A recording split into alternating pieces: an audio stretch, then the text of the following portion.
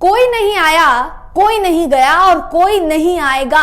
हमने लाल आंख दिखा दी है चाइना को और अब वो बिल्कुल थम गया है और अब उसकी हिम्मत नहीं है कि वो प्रधानमंत्री मोदी जी से मुकाबला कर पाए। मोदी है तो मुमकिन है, फलाना फलाना फलाना।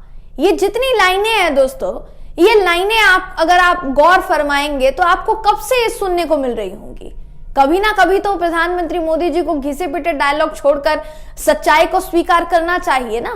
सच्चाई जब जनता बताती है, जब तमाम विद्वान बताते हैं, तो उन्हें या तो देशद्रोही करार दे दिया जाता है क्योंकि वो प्रधानमंत्री मोदी जी की विचारधारा या उनकी पार्टी की विचारधारा या उनके समर्थकों की विचारधारा से सहमत नहीं है। वो सच्चाई बताएंगे तो ये अपना मुंह जो है मोड़ लेंगे, लेकिन क्या इससे काम चल जाएगा दोस्तों? कभी ना कभी तो सच्चाई को स्वीकार करना पड़ेगा ना, और कभी ना कभी सच्चाई सामने आनी ही है, जो कि अब सामने आ गई अगर आप कहेंगे तो। सुब्रमण्यम स्वामी ने एमएम नरवणे, जी हाँ, पूर्व आर्मी चीफ रह चुके हैं, गलवान घाटी के समय चाइना से जो झड़प हुई गलवान घाटी में, उस चाइना से झड़प में हमारी क्या कमियां थी, क्या कमियां नहीं थी, जबकि हमारे देश में प्रधानमंत्री मोदी जी की ही सरकार थी। क्या क्या कमियां रही होंगी दोस्तों जिसको हमारे देश की सरकार ने नकारने की कोशिश की। सुब्रमण्यम स्वामी ने इसी को लेकर सवाल पूछा है। क्या सवाल पूछा है और एमएम नरवणे ने क्या लिखा है अपनी किताब में, संस्करण में, आपको इस खबर में मैं बताऊंगी। नमस्कार, मेरा नाम है जयंती झा और आप देख रहे हैं देश नीति।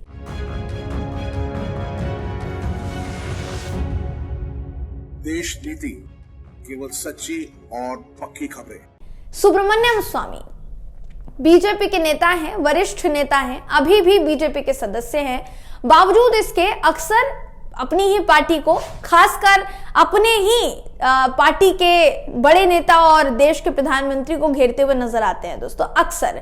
अब फिर से इनका एक नया बयान सामने आया है, या कह लीजिए नया ट्वीट सामने आया है, जिसके जरिए इन्होंने प्रधानमंत्री मोदी जी को घेरने की कोशिश की है। लेकिन मुद्दा बहुत गंभीर है। देखिए, मुद्दा देश की सुरक्षा से जुड़ा हुआ है।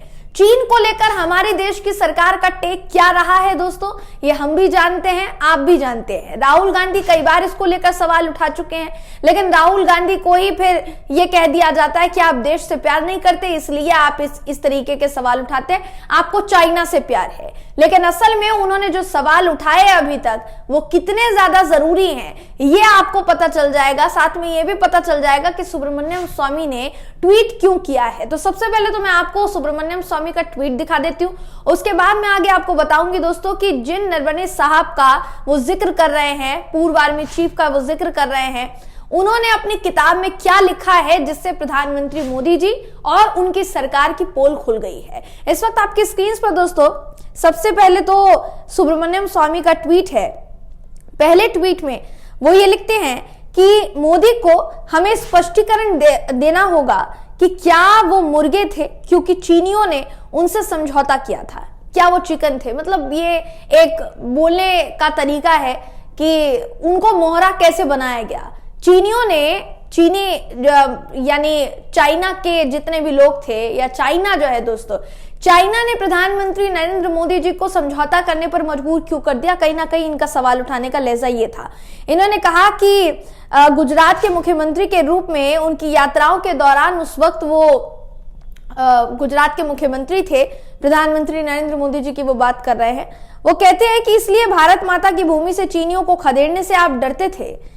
मैं नहीं जानता, लेकिन देश को जानने की ये जरूरत है। अब इन्होंने ये जो सवाल है, ये सवाल उठाने से पहले भी एक ट्वीट किया दोस्तों, और उस ट्वीट में इन्होंने नरवणे साहब का क्या बयान, किस बयान का जिक्र किया आपको बता देते हैं। वो लिखते हैं कि सेना के तत्कालीन सीएनसी जनरल नरवणे के अनुसार चीनी सैनिक और टैंक भारत आ गए थे और हमारी मारक दूरी के भीतर थे। रक्षा मंत्री ने उनसे कहा जैसा आप उचित समझे वैसा आप कीजिए, लेकिन सी ने कुछ नहीं किया क्योंकि मोदी जी ने उनसे कहा कि कोई आया ही नहीं। तो आप इस बात को समझिए, यहां पर इनके कहने का मतलब यह है कि एमएम नरवणे साहब जो पूर्व आर्मी चीफ थे, उन्होंने गलवान में जब चीनी सेना से हमारे देश के जवानों की झड़प हुई दोस्तों, और भारी तादाद में हमने अपने जवानों को शहीद होते हुए देखा था, उस दौर का अपनी किताब में नरवणे साहब ने जिक्र किया है। उसी जिक्र का और उसी बयान का खुलासे का जो जिक्र है वो सुब्रमण्यम स्वामी अपने ट्वीट में कहीं ना कहीं करते नजर आ रहे हैं। उनका कहना है कि जब पूर्व आर्मी चीफ ने इतना बड़ा खुलासा कर दिया है तो प्रधानमंत्री मोदी जी क्यों चुप है? क्या प्रधानमंत्री मोदी जी ने उस वक्त सबको यह कह दिया था कि कोई नहीं आया है, तो आपको यह नहीं बताना है कि भाई चीन की तरफ से हमला किया गया या फिर नहीं किया गया है? अगर किया भी गया होगा तो देश की जनता को पता नहीं चलना चाहिए, क्योंकि देश की जनता के सामने तो छवि ये बनाई हुई है कि भाई 56 इंच की छाती है और लाल आंख दिखा देंगे तो चाइना की सेना जो है पीछे हट जाएगी। अभी तक जबकि इस पूरे मामले पर समझौता नहीं हो पाया है। अगर आप देखेंगे दोस्तों, लगातार ऐसी खबरें सामने आती रही हैं, अभी भी छिटपुट खबरें आती रहती हैं कि चीन जो है वो भारत में लगातार घुस रहा है, घुसपैठ कर रहा है, और कई जगह उसने ना सिर्फ हमला किया बल्कि कई जगह उसने कब्जा भी ली है, गांव बनाने उसने शुरू कर दिए हैं। इससे जुड़ी कई खबरें इससे पहले भी हम आपको दिखा चुके हैं। अब एमएम नरवणे साहब की जिस किताब का जिक्र हो रहा है, उस किताब में उन्होंने क्या कुछ लिखा है ये भी आपको बता देते हैं। इस वक्त आपकी स्क्रीन पर दोस्तों ललन टॉप की खबर है, जिसके मुताबिक आप हेडिंग में ही पढ़ सकते हैं, हेडलाइन में पढ़ सकते हैं कि हमारे जवानों को बंदी बनाया और पीटा। पूर्व आर्मी चीफ ने गलवान वाली घटना पर नया क्या बताया है, ये कहीं ना कहीं उन्होंने ये हेडलाइन में लिखा है दोस्तों। एमएम नरवणे ने संस्मरण में लिखा, अपनी किताब में लिखा कि गलवान मेरे पूरे करियर के सबसे दुखद दिनों में से एक था। एक दिन में 20 लोगों को खोना ये सहना कठिन था। यानी इन्होंने साफ सीधे तौर पर ये बताया है कि वो जो सिचुएशन थी वो बहुत आउट ऑफ कंट्रोल थी और उसमें हमने अपने जवानों को शहीद होते हुए देखा था, जो कि हमारे लिए, पूरे देश के लिए बहुत ज्यादा दुखद था। उनका कहना था, साफ सीधे तौर पर उन्होंने ये कहा कि 4 स्टार्स ऑफ डेस्टिनी, ये उनकी किताब है, संस्मरण है दोस्तों, ये किताब जो है जल्द ही रिलीज होने वाली है। और इसमें जनरल नरवणे चीन के बारे में लिखते हैं कि वो अलग अलग तरीकों से नेपाल, भूटान जैसे छोटे पड़ोसियों को डरा रहे थे, बिना कोई कीमत चुकाए दक्षिण चीन सागर पर अपना दावा कर रहे थे। भारत और भारतीय सेना ने चीन को चुनौती दी और दुनिया को दिखा दिया कि अब बहुत हो चुका है। आगे वो ये भी लिखते हैं कि गलवान क्लैश किस वजह से हुआ, ये भी उन्होंने अपनी किताब में कहीं ना कहीं लिखा है।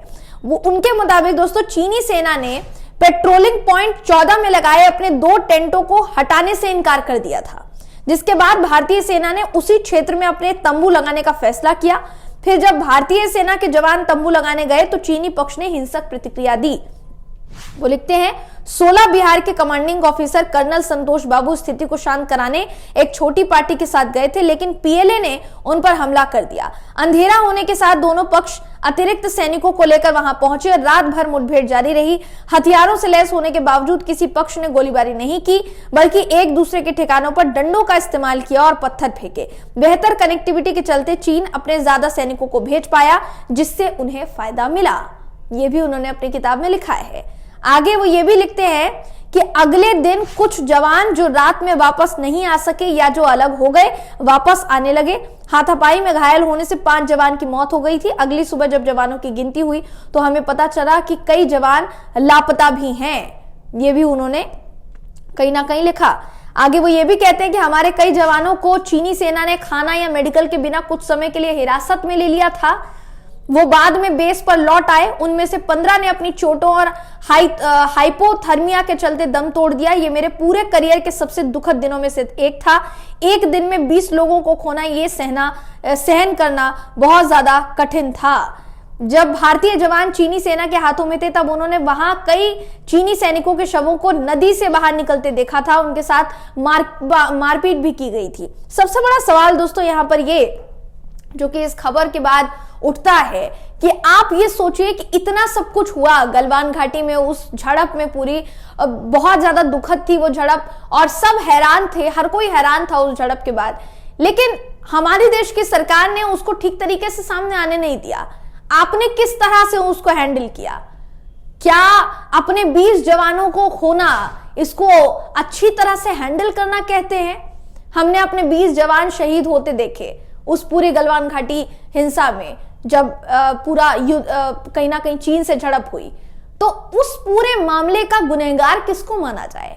प्रधानमंत्री नरेंद्र मोदी जी आखिर चुप क्यों थे? उस वक्त रक्षा मंत्री क्यों चुप थे? ये बड़ा सवाल है जो इस वक्त खड़ा हो रहा है, और खुद इस पर सवाल खड़े किए हैं बीजेपी के ही नेता, बड़े नेता सुब्रमण्यम स्वामी ने। दोस्तों, MM नरवणे साहब ने अपनी किताब में क्या लिखा है वो भी हमने आपको बताया। इस पूरी खबर को लेकर आप क्या सोचते हैं, आपकी क्या राय है, कमेंट करके जरूर बताइएगा। वीडियो अगर आपको पसंद आया हो तो वीडियो को लाइक कीजिए, शेयर कीजिए, चैनल को सब्सक्राइब करना बिल्कुल भी ना भूलें। फिर मुलाकात होगी आपसे अगली वीडियो में, तब तक के लिए नमस्कार।